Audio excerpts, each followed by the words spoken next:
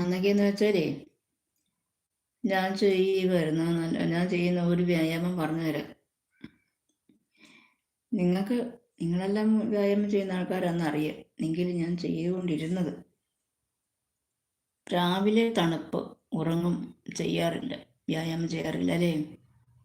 രാവിലെയാണ് അത് പറ്റിയ സമയം. നീണ്ടു നിവർന്ന് കിടക്കും. മലർന്ന് കിടക്കും. കിടന്നിട്ട് കൈ രണ്ടും ഇങ്ങനെ സ്റ്റേണായിട്ട് നോത്ത് തന്നെ വയ്ക്കും കിടക്കുമ്പോൾ. എന്നിട്ട് എന്ത് ചെയ്യുന്നറിയാവോ? ഈ കാലിൻ്റെ പെരുവിരൽ രണ്ടും കൊണ്ടുവന്ന് പതുക്കെ പതുക്കെ പതുക്കെ ഉയർത്തി കൊണ്ടുവന്ന് ഇങ്ങനെ ശിരസിൻ്റെ ബാക്കിലായിട്ട് തറയിൽ കൊണ്ടുവന്ന് മുട്ടിക്കും. ആ പെരുവിരൽ രണ്ടും.